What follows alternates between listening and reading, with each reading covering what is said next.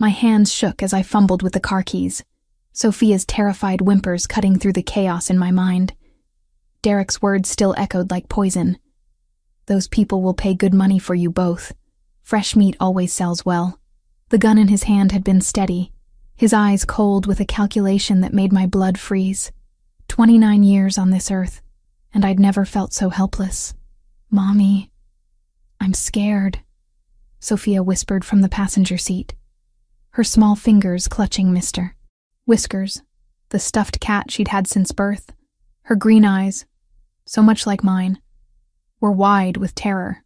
We're going to be okay, baby, I lied, pulling into Manhattan traffic.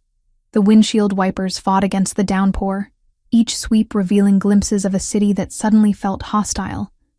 Derek had finally snapped completely.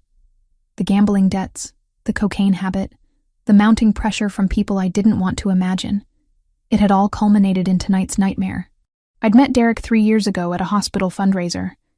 He'd been charming then, a decorated police officer who seemed like the stability Sophia and I needed after her father died. What a fool I'd been. The first red flag should have been how quickly he moved in, how eager he was to control our lives. But I'd been lonely, overwhelmed by single motherhood and the demands of my psychology practice. The Bella Notte restaurant appeared like salvation through the rain-streaked windshield, its warm golden light spilling onto the wet streets. I'd driven aimlessly for 20 minutes, but something about this place felt safe. Expensive cars lined the street. Mercedes, BMWs, a gleaming Maserati. People with money, people with power, people who might help us. Come on, sweetheart.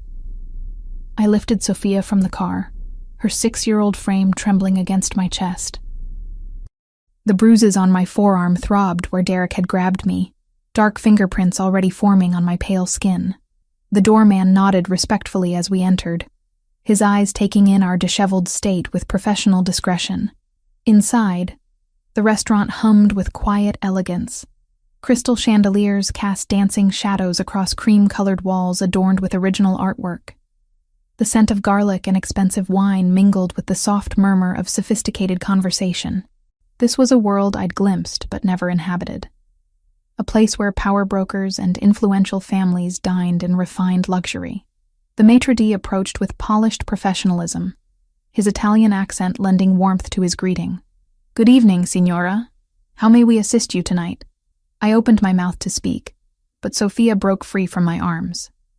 She ran straight toward a corner table where a man sat alone, his presence commanding even in solitude. Dark hair swept back from a face that could have been carved from marble, sharp cheekbones, a strong jaw darkened by 5 o'clock shadow, eyes the color of storm clouds. He wore a charcoal suit that probably cost more than my monthly salary, but it was the way he carried himself that made everyone else fade into background noise. There was an aura of controlled danger about him, like a predator masquerading as a gentleman. "Please, help my mommy!" Sophia's voice cracked with desperation, her small hands gripping the edge of his table. "The bad man wants to sell us. He has a gun, and he's going to give us to scary people." The stranger's eyes snapped to her, then to me. I watched something shift in his expression. Surprise, then a focused intensity that made my breath catch. He was older than me, maybe mid-30s, with the kind of quiet authority that didn't need to announce itself. When he moved, it was with the fluid grace of someone accustomed to being in control. "Sophia, come back here," I called, rushing forward, but my voice sounded weak even to my own ears. The man, this beautiful, dangerous stranger, slowly set down his wine glass. His gaze traveled over Sophia's tear-stained face, then lifted to assess me. I felt exposed under his scrutiny, aware of my disheveled appearance, the fear I couldn't hide, the bruises I hadn't bothered to cover. My usually neat auburn hair hung in damp tendrils around my face, and my simple blue dress was wrinkled from our desperate flight. "What's your name, little one?" he asked Sophia, his voice low and surprisingly gentle. There was something in his tone, a careful control that suggested volcanic emotions held in check. "Sophia Wright. That's my mommy, Joanne. The bad man has a gun and he wants to hurt us." Her words tumbled out in a rush, complete trust radiating from her small form. The stranger's jaw tightened almost imperceptibly. A muscle jumped near his temple, the only sign of whatever storm was building behind those granite eyes. He looked past me toward the restaurant's entrance, and I followed his gaze to see Derek's silhouette through the glass doors. My heart hammered against my ribs so hard, I wondered if he could hear it. He followed us, I whispered, instinctively moving closer to Sophia.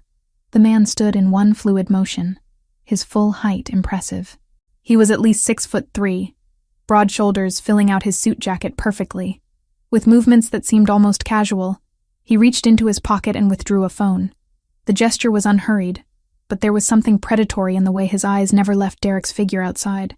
"Vincent," he said quietly into the device, his voice carrying an authority that raised goosebumps on my arms. "We have a situation at Bella Notte. 2 guests require immediate assistance. Handle the armed individual in the parking area. Carefully. He's a police officer, but I suspect not a clean one. Standard protocol for threats to civilians under our protection." I stared at him in shock. How had he known Derek was armed? How had he known Derek was a cop? Within seconds, I saw movement through the rain-streaked windows. Black SUVs materialized from the darkness like phantoms, surrounding Derek's beat-up Honda with military precision.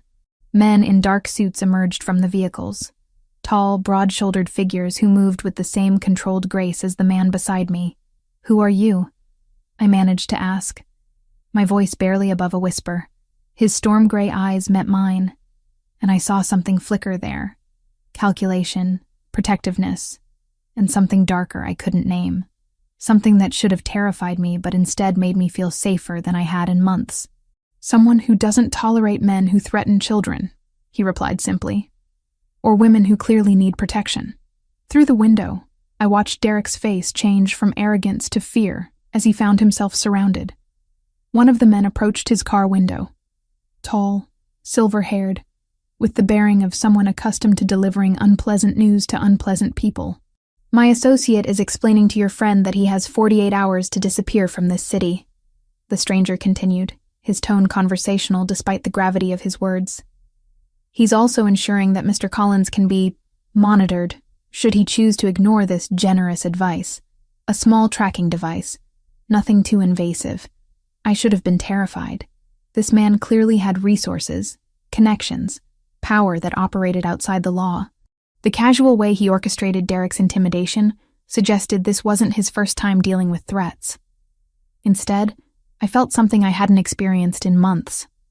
Safety. Sophia had moved even closer to the stranger, her natural child's instinct for protection overriding any stranger. Danger warnings I'd drilled into her. She looked up at him with complete trust, and I envied her ability to read people so clearly. "Will the bad man go away forever?" she asked, her voice small but hopeful. The stranger knelt to her level, his harsh features softening in a way that made my chest tighten unexpectedly. Up close, I could see he had long, dark eyelashes that any woman would envy, and a small scar near his left temple that spoke of a violent past. "He won't hurt you again, Sophia. I promise you that." His voice carried such conviction that even I believed him completely. It was a promise no stranger should make to a child he'd just met. Yet somehow, looking into his eyes, I knew he meant every word, and that he had the power to keep it. The ride to his mansion felt like entering another world entirely. The black Mercedes glided through Manhattan streets with whisper-quiet luxury, its leather interior scented with cedar and something distinctly masculine that made my pulse skip erratically.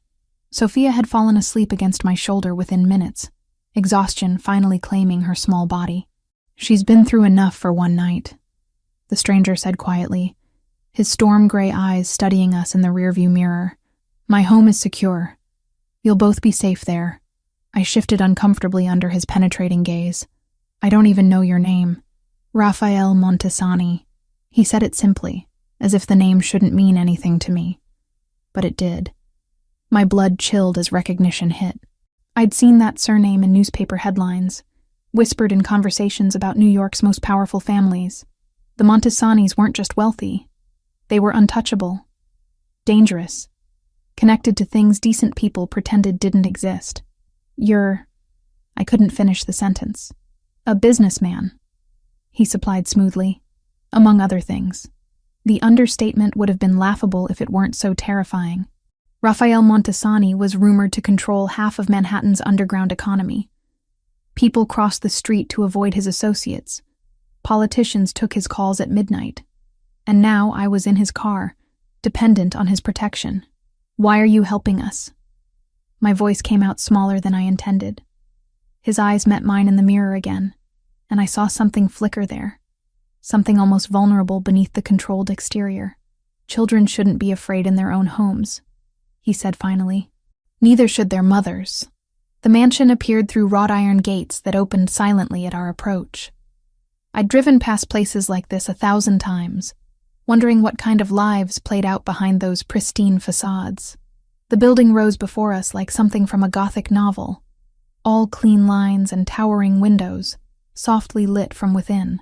Perfectly manicured gardens flanked the circular driveway, where a fountain whispered secrets to the night air. "Welcome to my home," Raphael said, as the car stopped beneath a portico that could have sheltered half my apartment building. A man emerged from the shadows, tall, impeccably dressed, with silver hair and eyes that missed nothing.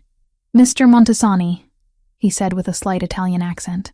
"Everything has been prepared as requested." "Thank you, Vincent. This is Ms. Wright and her daughter Sophia. They'll be staying with us indefinitely." Vincent's gaze swept over us with professional assessment, taking in our disheveled state without judgment. "Of course, sir. Shall I show them to their quarters?" "In a moment." Raphael moved around the car to open my door, his movements fluid despite his obvious size and strength. When he reached for Sophia, I instinctively pulled back. "I can carry her. She's exhausted, and you're shaking." His observation was matter of fact, not unkind. "Let me help."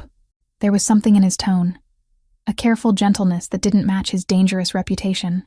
Reluctantly, I allowed him to lift Sophia from my arms.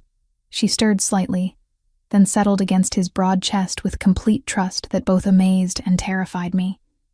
The interior of the mansion was breathtaking. Marble floors gleamed under crystal chandeliers, and original artwork lined walls that soared to impossible heights. But it was the way Raphael moved through this opulent space that commanded attention, like a king surveying his domain, completely at ease with the power that surrounded him. "This way," he said, leading us up a sweeping staircase that belonged in a museum. Sophia barely stirred as he carried her, her small hand clutching the fabric of his expensive suit jacket. Something twisted in my chest as I watched this dangerous man treat my daughter with such careful tenderness. The guest suite he showed us to was larger than my entire apartment. Floor-to-ceiling windows overlooked the garden, and the bed was big enough for 4 people. Raphael laid Sophia down gently, then stepped back to give me space to tuck her in properly. "There's a connecting room if you prefer privacy," he said quietly, "but many find it comforting to stay close the first night." "The first night?" I turned to face him fully. "How long exactly do you expect us to stay here?" His expression grew serious. "That depends on how long it takes to resolve your Derek problem permanently." The way he said permanently sent chills down my spine. What exactly does that mean? Raphael moved to the window, gazing out at his perfectly controlled domain.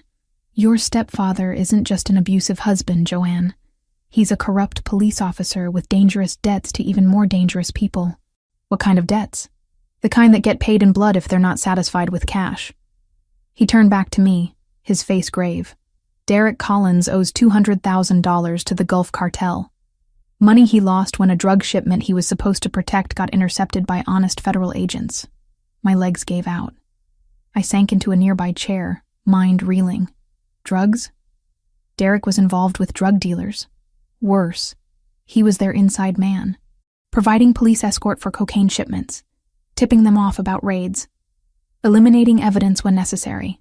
Raphael's voice was clinical, but I caught the disgust underneath. When that last shipment was seized, the cartel held him responsible for the loss. And now he wants to use Sophia and me as, I couldn't say it, collateral. A gesture of good faith while he finds other ways to repay what he owes. Raphael's jaw tightened. The Gulf Cartel has a particular market for women and children who won't be missed. Derek convinced them you both fit that description. Bile rose in my throat. The man I'd shared a bed with, who'd helped Sophia with her homework, who'd sworn to protect us both. He'd been planning to sell us like cattle. How do you know all this? I whispered. Because the Gulf Cartel operates in my territory. Because Derek reached out to my competitors first, trying to negotiate safe passage through New York. Because when my people investigated the threat to you, they discovered exactly what kind of monster had been living in your home. The casual way he spoke of having people investigate Derek's activities should have terrified me. Instead, I felt a strange sense of relief. For the first time in months, someone with real power was on my side. What do you want in return? I asked, because men like Rafael Montesani never did anything without expecting payment. He studied me for a long moment, something unreadable flickering in those storm-gray eyes. I want you and Sophia to be safe. I want that child to sleep without nightmares. I want you to stop looking over your shoulder every time you leave your house. That's not an answer. It's the only answer you're getting tonight. His voice softened as he glanced at Sophia's sleeping form. Tomorrow we'll discuss the details of your stay here. For now, just rest. You're under my protection, which means you're untouchable. As he moved toward the door, I found myself calling after him. Why do you care? You don't know us. Raphael paused, his hand on the doorframe. When he looked back, I saw something raw and vulnerable cross his features, because some lines should never be crossed, he said quietly. And men who threaten children cross all of them. The door closed behind him with a soft click, leaving me alone with my sleeping daughter and the growing realization that our lives had just changed forever. Outside those windows lay Rafael Montesani's world, beautiful, dangerous, and completely beyond my understanding. But for the first time in months, I felt truly safe. Morning sunlight streamed through the floor-to-ceiling windows, casting golden patterns across the marble floors of our temporary sanctuary. Sophia had awakened early, her natural curiosity overcoming the trauma of the previous night. She stood at the window in her pajamas, pressing her small hands against the glass as she watched gardeners tend to Raphael's pristine grounds. "Mommy, look at the pretty flowers," she whispered, her voice filled with wonder. "And there's a fountain that sparkles like diamonds." I joined her at the window, wrapping my arms around her small frame. The estate stretched beyond anything I'd ever imagined. Manicured lawns that belonged in magazines, rose gardens that must have cost more than most people's houses, and stone pathways that wound through carefully orchestrated beauty. It was a world so far removed from our modest apartment that it felt like stepping into a fairy tale. "It is beautiful, sweetheart," I agreed, though unease still twisted in my stomach. Beautiful cages were still cages. A soft knock interrupted my thoughts. "Come in," I called, expecting Vincent or perhaps one of the other staff members I'd glimpsed the night before. Instead, Raphael entered carrying a silver tray laden with breakfast. He'd traded his formal suit for dark jeans and a charcoal cashmere sweater that emphasized the breadth of his shoulders. Somehow, this casual version of him was even more unsettling. It made him seem less like a distant crime lord, and more like a man who could slip past my defenses without me noticing. "I thought you might prefer to eat privately this morning," he said, setting the tray on the sitting area's elegant coffee table. "But tomorrow I'd like you to join me for breakfast in the main dining room." Sophia abandoned her window vigil and bounded over to investigate the offerings. Her eyes widened at the sight of fresh strawberries, fluffy pancakes shaped like hearts, and what appeared to be homemade hot chocolate topped with real whipped cream. "Did you make this?" she asked Raphael with the direct honesty only children possessed. "My chef prepared it," he replied, crouching to her level with that same careful gentleness I'd noticed the night before. "But I told him you might like heart-shaped pancakes." "Was I right?" Sophia nodded enthusiastically, already reaching for a strawberry. "They're perfect. Mommy, look how pretty everything is." I watched this interaction with growing confusion. The media painted Rafael Montesani as a ruthless businessman with ties to organized crime. Yet here he was, ensuring a 6-year-old's breakfast included whimsical touches that would make her smile. The contradiction was jarring. "Thank you," I said quietly. "You didn't have to go to such trouble." It wasn't trouble. His storm-gray eyes met mine, and I felt that familiar flutter in my chest that I absolutely could not afford to feel. Sophia deserves to feel safe and cared for. As do you. The way he said it with such quiet conviction, made my throat tighten unexpectedly. When was the last time anyone had cared about my well-being without expecting something in return? I need to call my work, I said, desperate to focus on practical matters. Let them know I won't be in for a while. Already handled. Raphael straightened to his full imposing height. I had Vincent contact your clinic this morning. You've been granted indefinite family leave due to a personal emergency. Your position will be waiting when you're ready to return. You can't just rearrange my life, I protested, even as part of me felt relieved. I can when it keeps you alive. His tone brooked no argument. Derek knows where you work, Joanne. He knows your routines, your weaknesses. Until he's neutralized, you don't go anywhere without protection. The reminder of Derek's threat sobered me instantly. Raphael was right, of course. My independent streak would have to take a backseat to survival. What about Sophia's school? I asked. She can't miss too much. St. Catherine's Academy has agreed to accept her immediately, Raphael replied. It's a private institution with excellent security protocols. She'll have discreet protection, and their academic standards are far superior to her previous school. I stared at him. St. Catherine's has a waiting list 3 years long, and the tuition is already paid, he finished calmly. Consider it an investment in Sophia's future. Before I could protest further, Sophia tugged on Raphael's sweater. What's that? She asked, pointing to a chess set positioned near the window. It's a game called chess, Raphael explained, his entire demeanor softening when he spoke to her. Would you like me to teach you how to play? For the next hour, I watched in fascination as this dangerous man patiently explained chess basics to my daughter. He showed her how each piece moved, creating elaborate stories about brave knights and powerful queens that made Sophia giggle with delight. His large hands dwarfed the delicate pieces, but he handled them with surprising grace. The queen is the strongest piece on the board, he told Sophia seriously. She can move anywhere she wants, and the whole game revolves around protecting the king and queen. Like you protect Mommy and me? Sophia asked innocently. Raphael's eyes flicked to mine before returning to Sophia. Exactly like that, he said softly. Something dangerous unfurled in my chest at his words. I couldn't afford to read meaning into his kindness. Couldn't let myself believe this was anything more than temporary sanctuary. But watching him with Sophia, seeing the genuine affection in his eyes, the careful way he praised her small victories, made it hard to remember he was supposed to be dangerous. That afternoon, while Sophia napped, Raphael showed me through parts of his mansion. The library was particularly stunning.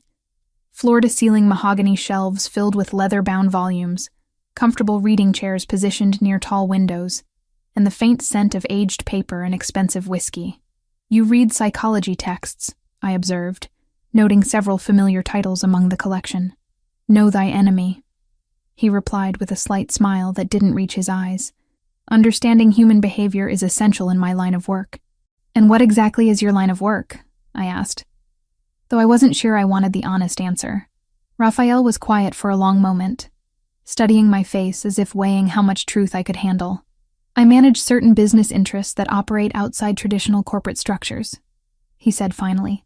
Import and export primarily, some real estate development, investment opportunities that require discretion. It was a carefully sanitized version of whatever he actually did, but I appreciated that he wasn't lying outright. The less I knew about his criminal activities, the safer I'd be if this situation ever went sideways. Your daughter is remarkable, he said, changing the subject as we moved into a sitting room decorated in warm earth tones. Intelligent, resilient, trusting despite everything she's been through. You've raised her well. Pride swelled in my chest. She's the best thing I've ever done. It shows. Raphael's expression grew serious. I want you to know, Joanne, whatever happens with Derek, whatever you decide about staying here, Sophia will always be protected. I give you my word on that. The intensity in his voice made my breath catch. There was something almost vulnerable in the way he spoke about Sophia, as if her welfare had become personally important to him in the span of a single day. Why?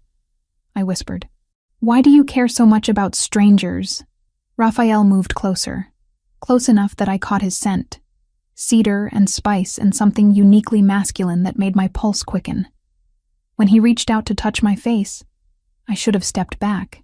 Instead, I found myself leaning into the warmth of his palm. "You're not strangers anymore," he said quietly. "The moment Sophia asked for my help, the moment I saw the fear in your eyes, you became mine to protect." The possessive way he said mine should have alarmed me. Instead, it sent heat spiraling through my veins. This was dangerous territory, allowing myself to be attracted to a man whose world operated by rules I couldn't begin to understand. But as Raphael's thumb traced my cheekbone with infinite gentleness, I realized the danger might be worth it.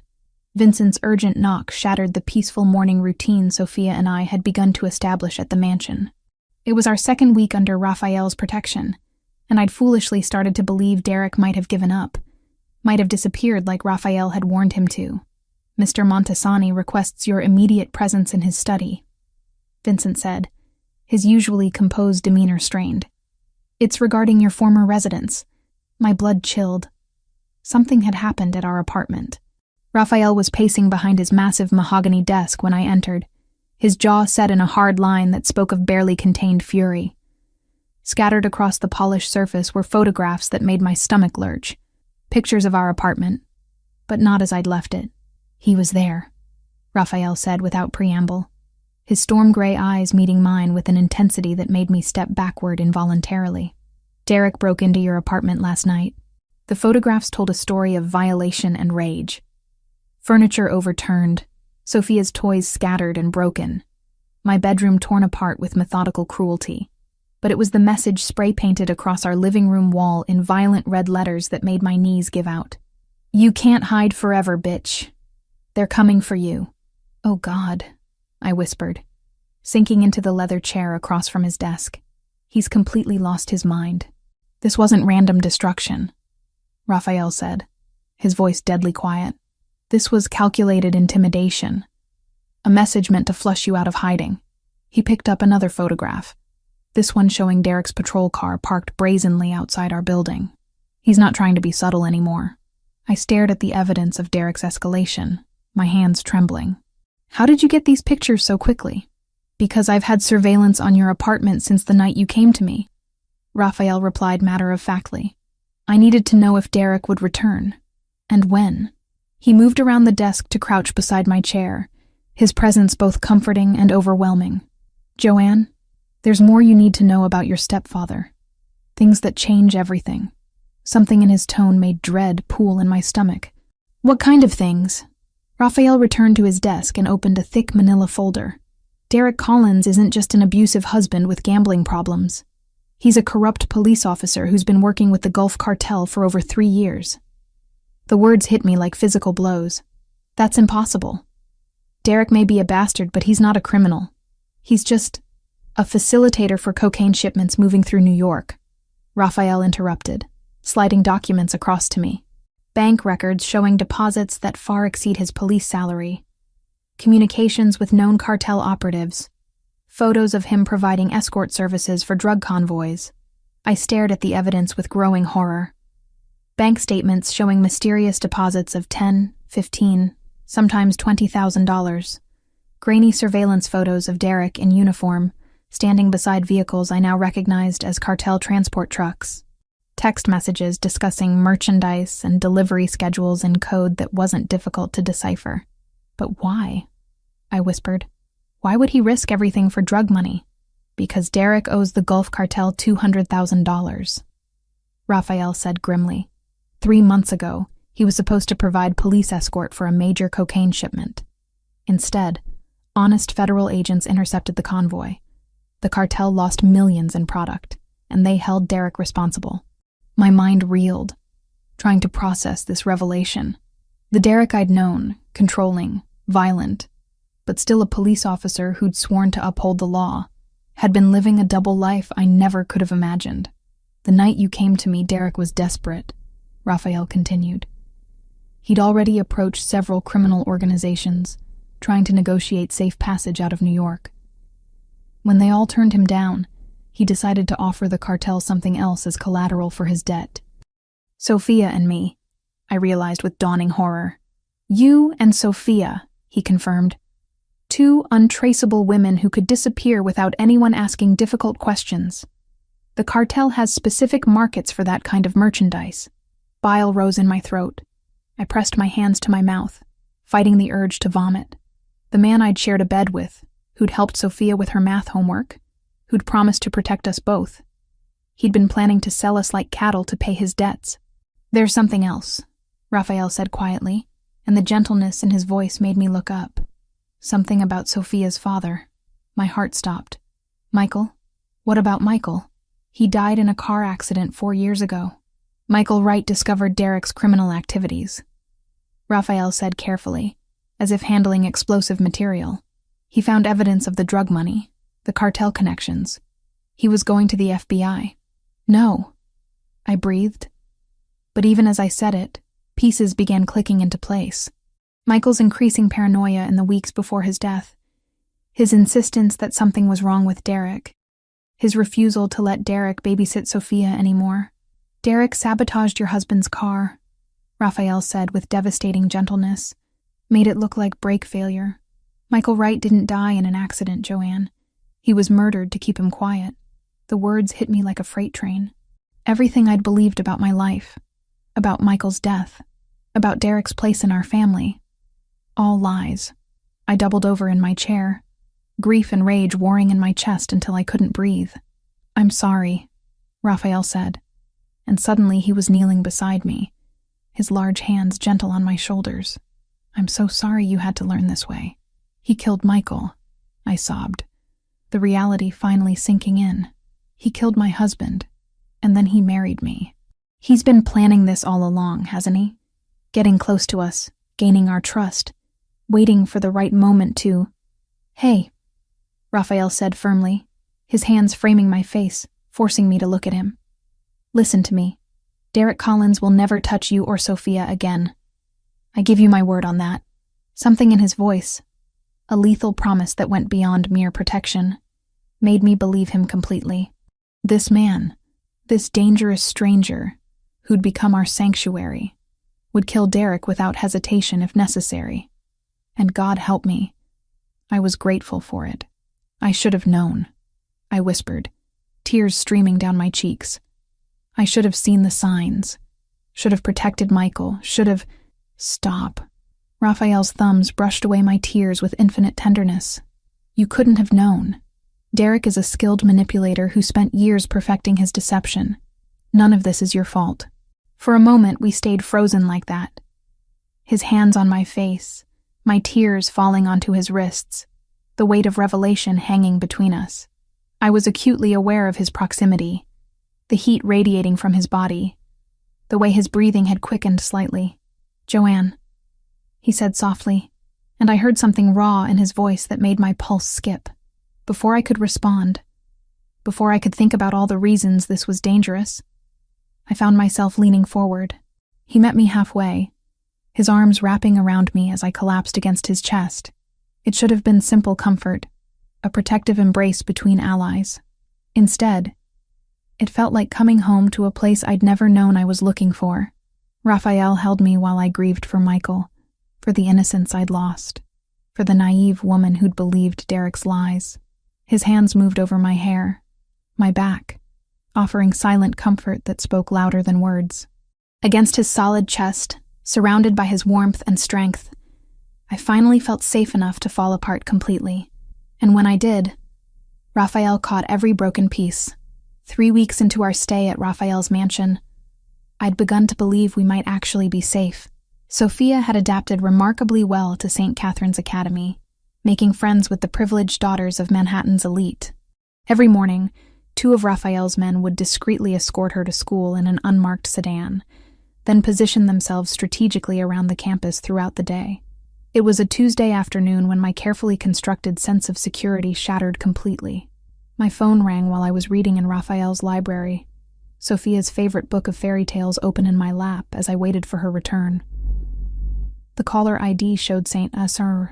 Catherine's main office, and something cold settled in my stomach before I even answered.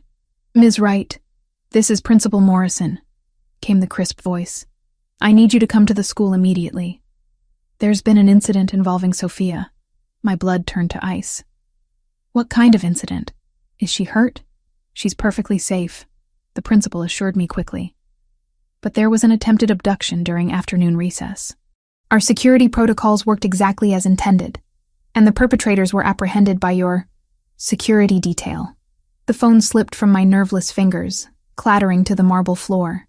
Through the library's tall windows, I could see Raphael's black Mercedes speeding up the circular driveway, moving faster than usual. He must have received the call simultaneously. I met him in the foyer, and one look at his face told me everything I needed to know. His storm-gray eyes burned with a fury so cold it took my breath away. This wasn't the controlled anger I'd seen before. This was something primal, deadly, barely contained beneath his civilized exterior. "Where is she?" I demanded, my voice cracking with panic. "Safe. Vincent is bringing her home now." Raphael's voice was carefully modulated, but I could hear the volcanic rage simmering beneath. 2 men tried to take her from the playground. They had a van waiting, sedatives, zip ties, professional equipment. The clinical way he described the attempted kidnapping made my knees weak. I gripped the marble banister to keep from falling. "Gulf Cartel?" I whispered. "Derek's friends," Raphael confirmed, and something in his tone made me step back instinctively. "They were going to drug my little girl and stuff her into a van like a piece of cargo." The possessive way he said "my little girl" should have alarmed me. Instead, it filled me with fierce gratitude. Sophia had become precious to him, not just as my daughter, but as someone he genuinely loved and would die to protect. The front door opened, and Vincent entered carrying Sophia in his arms. She was crying, her small face pressed against the older man's shoulder, but she appeared physically unharmed. The moment she saw Raphael, she reached for him with desperate urgency. "Papa Rafa," she sobbed, using the name she'd started calling him the week before. "The bad men tried to take me, but Uncle Vincent scared them away." Raphael gathered her against his chest with infinite gentleness, his large hand stroking her hair, as he murmured soothing words in Italian. But over Sophia's head, his eyes met mine, and I saw something that chilled me to the bone.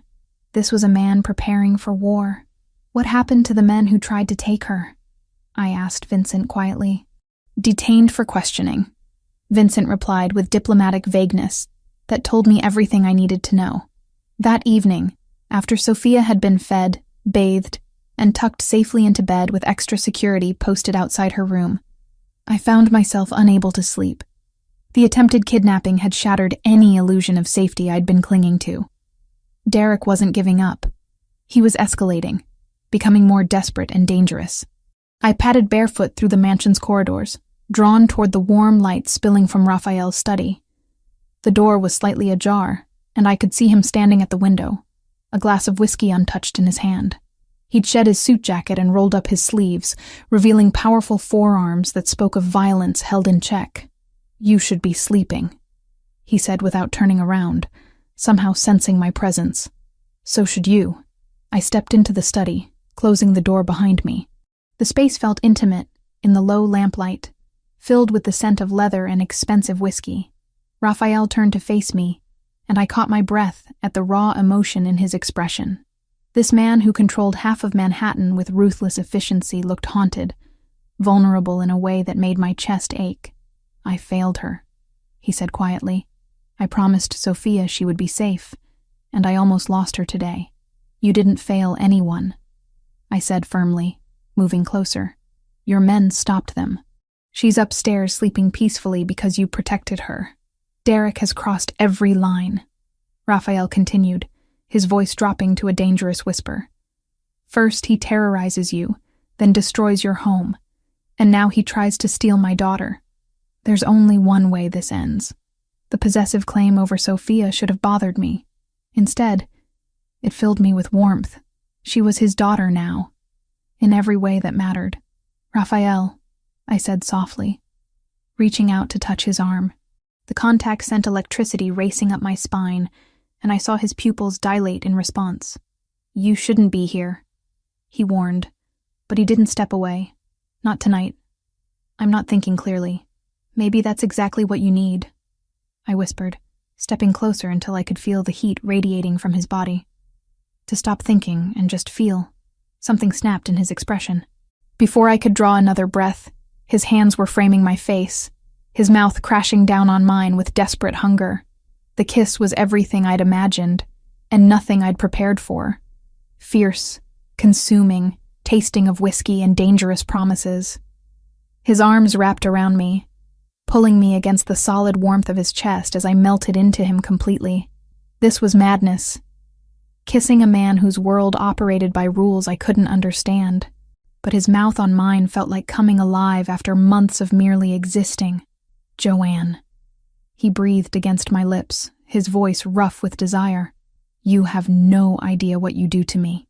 Before I could respond, the study door burst open. Vincent stood in the doorway, his usually composed expression tight with urgency. Sir, we have a situation, he announced, then stopped short when he realized what he'd interrupted. Forgive me, but this cannot wait. Raphael's arms tightened around me protectively before he reluctantly released me. What is it? Derek Collins has made contact with Gulf Cartel leadership. They're demanding immediate delivery of the collateral he promised, or they'll take alternative collection methods. Our sources suggest they're planning to escalate significantly within the next 24 hours. The blood drained from Raphael's face. How significantly? Direct assault on this residence, Vincent replied grimly. They know you have the woman and child here, and they're willing to go to war to collect them. Raphael was quiet for a long moment, his jaw working as he processed this information. When he finally spoke, his voice carried the weight of absolute decision. Prepare the safe house. I want Joanne and Sophia moved within the hour. No, I said firmly, surprising both men. I'm not running anymore, and I'm not letting you face this alone.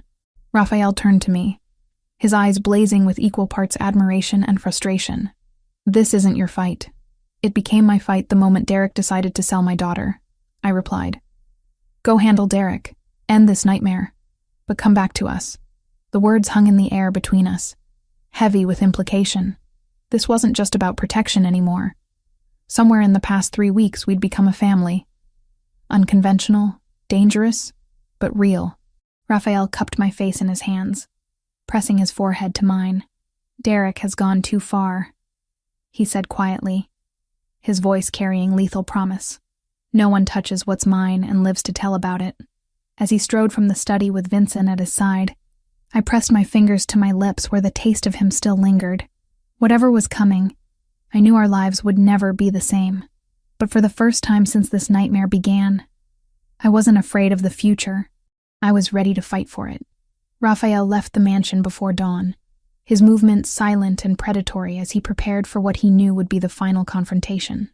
I watched him from our bedroom window as he descended the front steps, his tall frame cutting an imposing silhouette against the pre-dawn darkness. The GPS tracker Vincent had placed on Derek's car had led them to an abandoned warehouse in Brooklyn, the kind of place where screams echoed and bodies disappeared without questions being asked.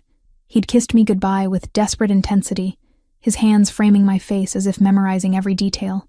I'll come back to you, he'd promised, his storm-gray eyes burning with lethal resolve. Both of you.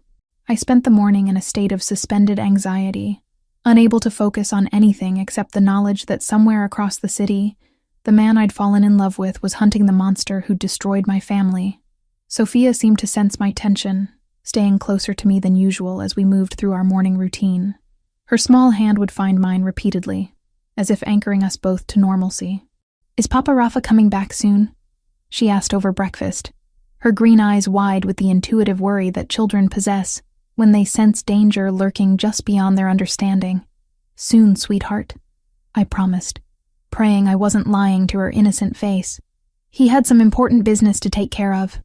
Hours crawled by with agonizing slowness. Vincent maintained his professional calm, but I caught him checking his phone repeatedly, his weathered hands betraying the slightest tremor as he scrolled through messages. His jaw was tight with concern for his employer, and I knew that despite his composed exterior, he was as worried as I was. The mansion felt hollow without Raphael's commanding presence, as if the very walls were holding their breath, waiting for their master's return. I tried reading, tried helping Sophia with a puzzle, tried anything to distract my racing mind, but every shadow that moved past the windows made my heart jump. Every creak of the old house settling made me freeze with anticipation. By afternoon, I'd worn a path in the library carpet from my restless pacing. It was nearly midnight when I finally heard the front door open. I'd been pacing the library for hours, unable to sleep, my heart hammering against my ribs with each passing minute. The sound of Raphael's footsteps, heavy, tired, but unmistakably alive, nearly brought me to my knees with overwhelming relief.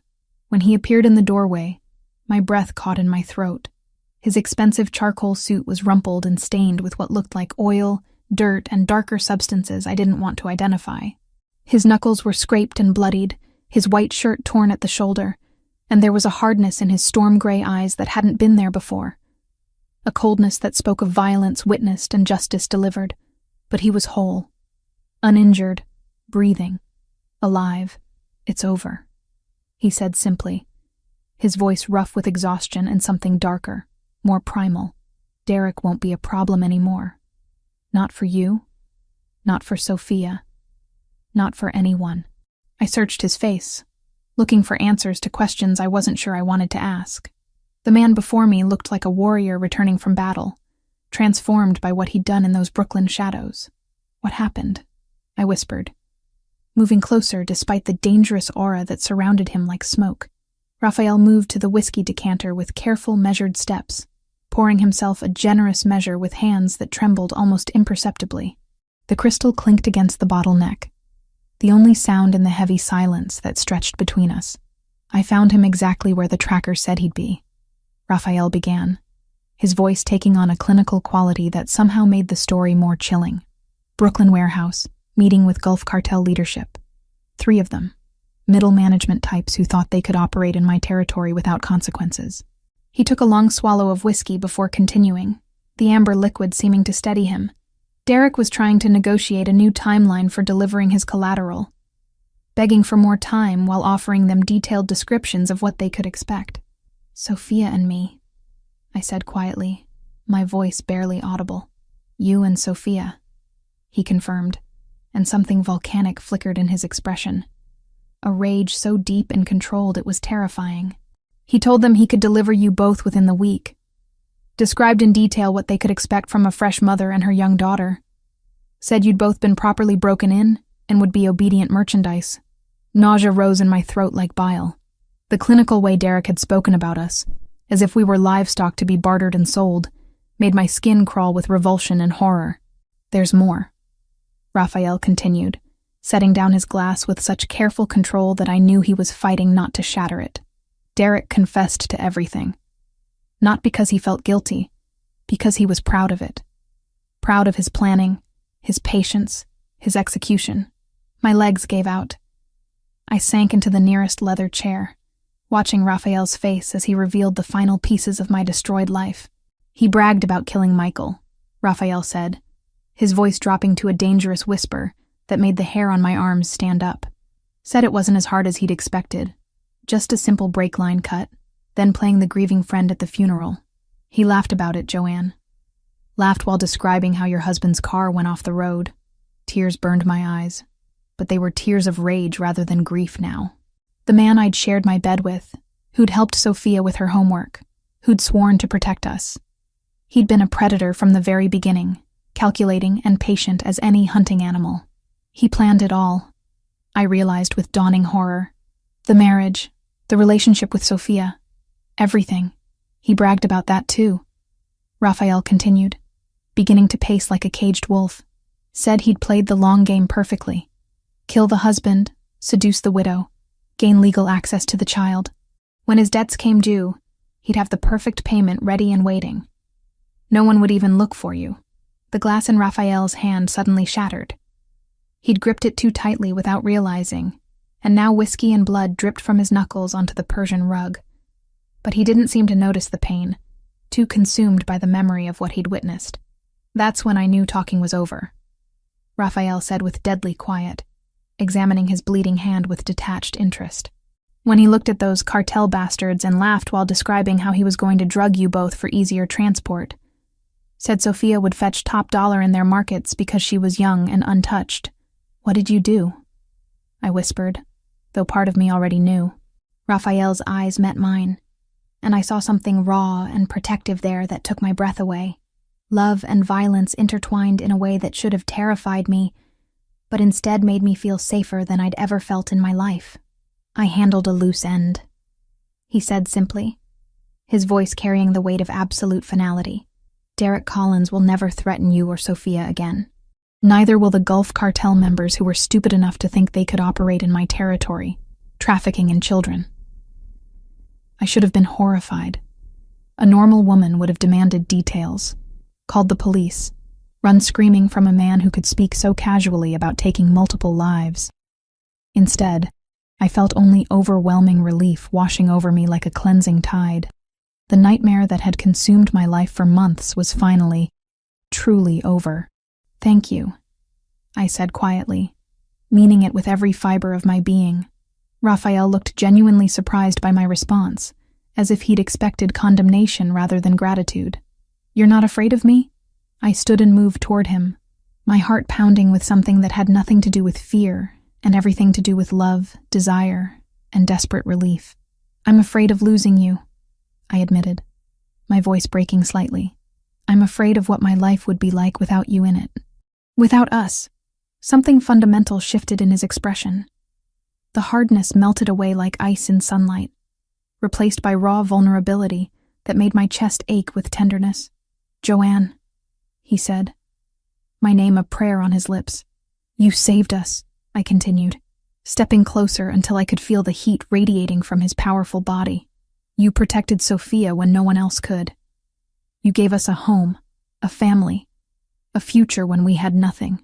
His hands came up to frame my face, thumbs brushing away tears I hadn't realized were falling. His touch was infinitely gentle despite the blood on his knuckles, despite what those hands had done tonight in service of our protection. "You gave me something worth fighting for," he said softly, his voice rough with emotion. "Worth killing for, worth changing my entire life for." When he kissed me this time, it wasn't desperate or urgent like our previous encounters. It was claiming, possessive, full of promises that had nothing to do with mere protection and everything to do with forever. His mouth moved against mine with reverent hunger, as if he was memorizing the taste of victory and homecoming combined into one perfect moment. "Mine," he murmured against my lips, the word carrying weight of ownership and worship combined into something sacred. "Yours," I agreed completely, surrendering to the truth we'd both been fighting. "Always yours." What followed was inevitable, beautiful, and utterly transformative. Raphael made love to me with the desperate intensity of a man who'd almost lost everything precious to him. And I gave myself to him with the abandon of a woman finally free to love without fear.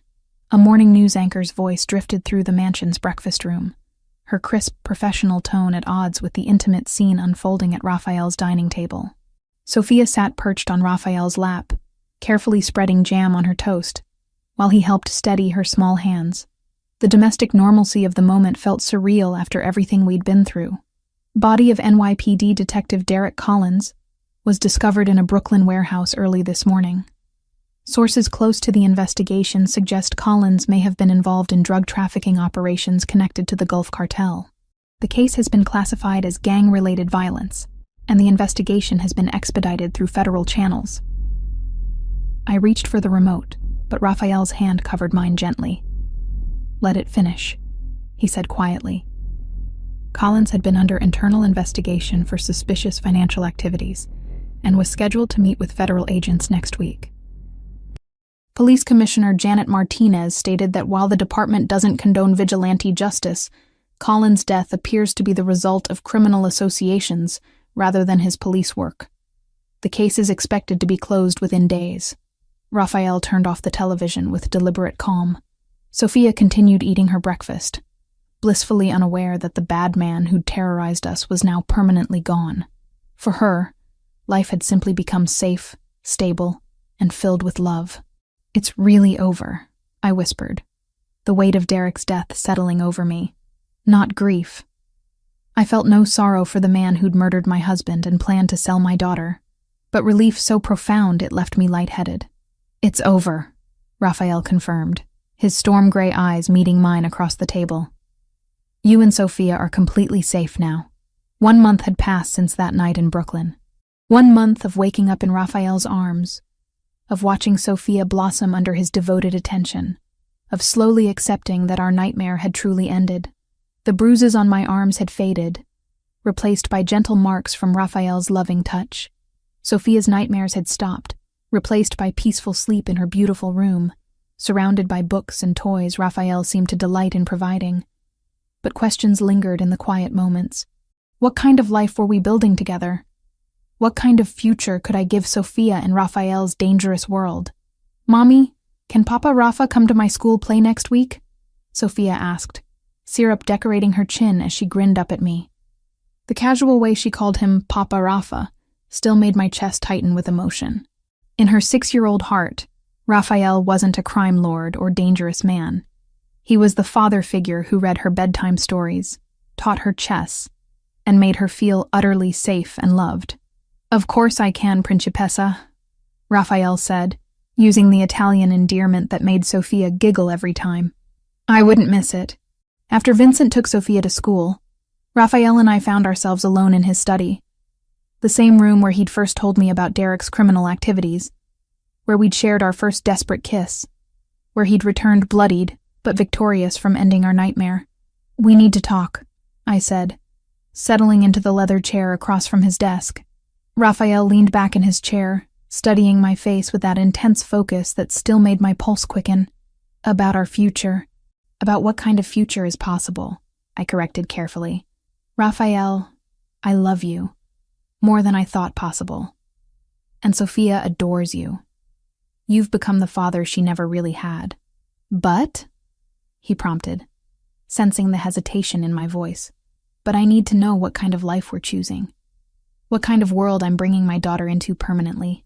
I took a shaky breath. "I know what you do. I know the risks. I've seen the violence your world requires. And part of me accepts that because you used it to protect us." Raphael's jaw tightened almost imperceptibly. "What are you asking me?" "I'm asking if you're willing to change. Not who you are. I fell in love with exactly who you are. But how you live. The dangerous parts of your business. The illegal activities. Can you step back from those gradually?" For a long moment, Raphael was quiet, his fingers steepled as he considered my words. When he finally spoke, his voice carried a weight I'd never heard before. 6 months ago, if anyone had asked me to consider leaving my family's traditional businesses, I would have laughed. He said slowly, "The Montesani name has been synonymous with power in this city for 3 generations. I inherited an empire built on strength, fear, and absolute control." He stood and moved to the window overlooking his manicured grounds, hands clasped behind his back. "Then a terrified little girl ran up to my table in a restaurant and begged me to save her mother," he continued. "And everything I thought I knew about what mattered changed in an instant." My heart clenched at the raw emotion in his voice. "You want to know what kind of man I'm willing to become for you and Sophia?" Raphael turned to face me, and I saw something vulnerable and determined in his expression. "I'm willing to become the man Sophia already thinks I am. The man who makes you feel safe without having to spill blood to do it." "What does that mean practically?" I asked softly. "It means gradually transferring my family's less legitimate operations to my associates who are better suited for that life," Raphael explained, moving back to sit on the edge of his desk closer to me. "It means focusing on our legal businesses, real estate development, legitimate import, export, the restaurant chains. We have enough clean money to live comfortably for several lifetimes. And your associates will accept that transition?" A ghost of his old dangerous smile appeared. "They'll accept whatever I decide. But honestly, many of them have been wanting more legitimate operations for years. The old ways are becoming too risky in the modern world." I studied his face, looking for any sign of resentment or reluctance.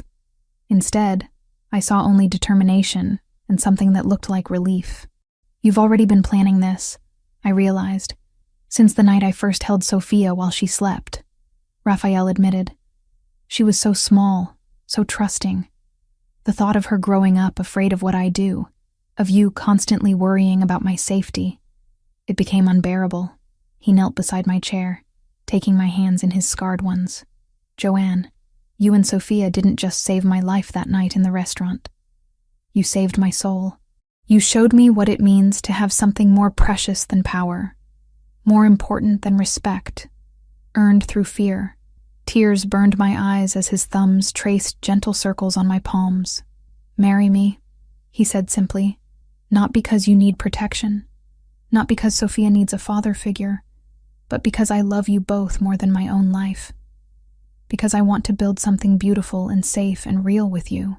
The proposal wasn't a question. It was a promise, a declaration, a plea all wrapped into one. This dangerous, powerful man was offering to reshape his entire existence for the chance to be our husband and father. "I need conditions," I said carefully. Raphael's mouth quirked upward. "I'd be disappointed if you didn't. Name them. Complete transparency about your business dealings. If you say you're going legitimate, I need to know exactly what that process looks like and when." "Done.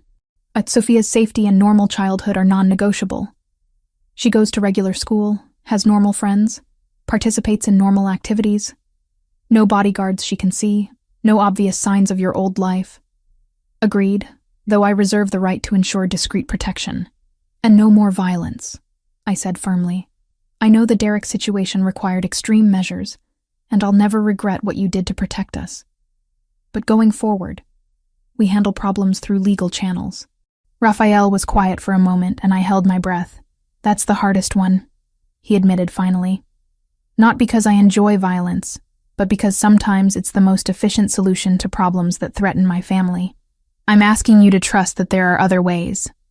"Then I'll learn other ways," he said simply. "For you, for Sophia, for the man I want to become." When he kissed me, it tasted like promises and new beginnings, like a future where love was stronger than fear, where family mattered more than power. "Yes," I whispered against his lips. "Yes, I'll marry you. Yes, we'll build this life together." As Raphael's arms wrapped around me, holding me against his heart, I finally understood what true safety felt like. Not the protection of guards and guns, but the security of being cherished by a man willing to change his entire world for love. 6 months later, sunlight streamed through the stained glass windows of St. Bartholomew's Chapel, casting rainbow patterns across the stone floor, where I stood in a simple but elegant ivory gown. The chapel was small, intimate, exactly what Raphael and I had wanted for our wedding. No crowds, no media attention, just the people who mattered most. Sophia stood beside me as my maid of honor, her green eyes sparkling with excitement as she clutched a bouquet of white roses and baby's breath. She wore a pale pink dress that made her look like a little princess, her dark curls crowned with a delicate flower wreath that Raphael had insisted on personally selecting. "You look beautiful, Mommy," she whispered, straightening my simple veil with the serious concentration she brought to everything important. "So do you, sweetheart," I replied, my voice thick with emotion. In 6 months, our lives had transformed beyond recognition. The scared, broken woman who'd fled Derek's violence felt like a distant memory. In her place stood someone stronger, more confident, deeply loved. The chapel doors opened, and Raphael appeared at the altar. My breath caught as it always did when I saw him. He wore a perfectly tailored charcoal suit, his storm gray eyes fixed on mine with an intensity that made my pulse race. But it was the expression on his face, pure adoration mixed with something almost reverent, that made tears blur my vision. As I walked down the short aisle, Raphael's eyes never left mine. When I reached him, he took my hands in his larger ones, and I felt that familiar electric current pass between us. "You're breathtaking," he murmured, so only I could hear. The ceremony was brief, but meaningful. We'd written our own vows, and when Raphael spoke about promising to love and protect both Sophia and me for the rest of his life, his voice broke slightly. When I promised to build a future with him based on trust, love, and family, Sophia reached up to squeeze both our hands, making the small congregation of Vincent, the household staff, and a few of Raphael's closest associates smile through their tears. The moment Father McKenna pronounced us husband and wife, Raphael cupped my face in his hands and kissed me with such tenderness that the chapel seemed to fade away entirely. When we broke apart, Sophia launched herself into our arms, creating a three-way hug that felt like the seal on our new beginning. "Now you're really my papa forever," Sophia declared against Raphael's shoulder, making him close his eyes briefly as emotion overwhelmed him. "Forever and always, Principessa," he promised. The reception was held at the mansion, which had been transformed for the occasion. The ballroom glowed with soft lighting and white flowers, but the real magic was in the faces of the people celebrating with us. Vincent, who'd become like a grandfather to Sophia, dabbed at his eyes with a handkerchief. The household staff, who'd watched our unconventional love story unfold, beamed with genuine happiness. But it was the private moment Raphael and I shared in his study, now our study, that meant the most. As the party continued downstairs, he'd pulled me away for a quiet conversation. "Happy?" he asked, his arms encircling my waist as we swayed to the distant music. "Completely," I replied, meaning it with every fiber of my being. "Are you? Any regrets about the changes you've made?" Over the past 6 months, Raphael had systematically transferred his family's illegal operations to trusted associates, while focusing on legitimate businesses. The restaurants, real estate developments, and import companies were thriving under his attention. More importantly, he seemed lighter, more at peace than when I'd first met him. "My only regret is that it took me 35 years to find you and Sophia," he said, pressing a gentle kiss to my temple. Everything else was just preparation for this life. The transformation hadn't been without challenges. Some of his associates had questioned his decisions initially, but Raphael's reputation and careful transition planning had smoothed most difficulties. He'd also surprised me by genuinely embracing a more conventional lifestyle, attending Sophia's school events, taking family vacations, even learning to cook simple meals when he wanted to give the staff time off. "Speaking of Sophia," I said with a smile, "she's been asking some very pointed questions about when she might get a baby brother or sister." Raphael's eyes darkened with an intensity that made my breath catch. "And what have you told her?" "That these things take time," I replied teasingly, "but maybe not too much time." His sharp intake of breath was audible. "Joanne, are you saying—" "I'm saying that Dr. Martinez confirmed it yesterday. Sophia's going to be a big sister in about 7 months." For a moment, Raphael simply stared at me in stunned silence. Then he swept me into his arms, spinning me around as his face broke into the most genuine smile I'd ever seen from him. "A baby," he whispered against my hair. "Our baby. Are you happy?" I asked, suddenly nervous. We'd discussed children in abstract terms, but the reality was different. "I'm beyond happy. I'm grateful, blessed, completely overwhelmed with love for you." He set me down gently, his hands immediately moving to rest protectively over my still flat stomach. "Does Sophia know?" "Not yet. I wanted to tell you first. But I think she suspects something.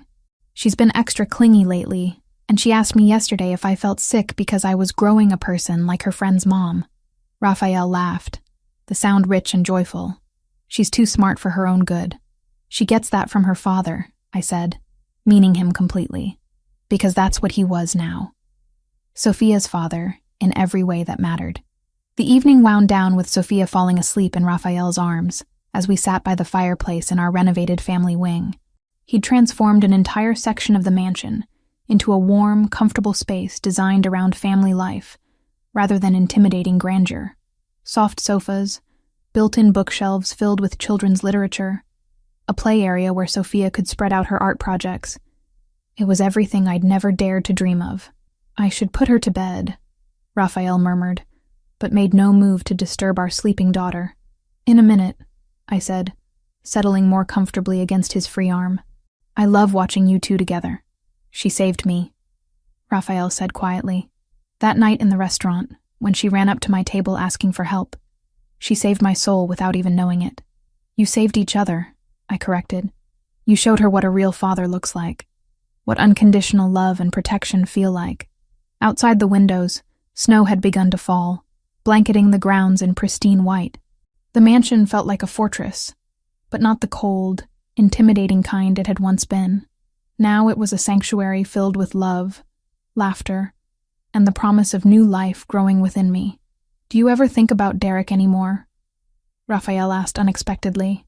I considered the question seriously. "Sometimes, but not with fear or anger. He's just a shadow from a past life, a cautionary tale about how wrong things can go when you ignore red flags. What he did to Michael, what he planned for Sophia and me, it's just proof of how precious this life we've built really is. Raphael's arm tightened around me protectively. He can never hurt any of us again. I know, and I'm grateful for what you did to ensure that, even if we never speak of it directly. As if sensing our conversation, Sophia stirred in Raphael's arms, her green eyes fluttering open. Are we going to live happily ever after now? She asked with the simple directness of childhood. Raphael and I exchanged a look over her head, communicating without words the depth of our love and commitment. Yes, Principessa, Raphael said softly. We're going to live happily ever after. And as Sophia smiled sleepily and snuggled back into his arms, I knew he was right. Our fairy tale hadn't started with a princess in a tower or a knight in shining armor. It had started with a terrified mother and daughter asking a dangerous stranger for help. But the ending, this perfect moment of peace, love, and family, was more beautiful than any storybook could have imagined. Tomorrow would bring new challenges, new joys, new adventures. But tonight, wrapped in Raphael's arms with our daughter safe between us and our unborn child growing beneath my heart, I had everything I'd ever wanted and more than I'd ever dared to dream. We were home. We were safe. We were loved. And Derek Collins was nothing more than a bad dream that could never touch us again.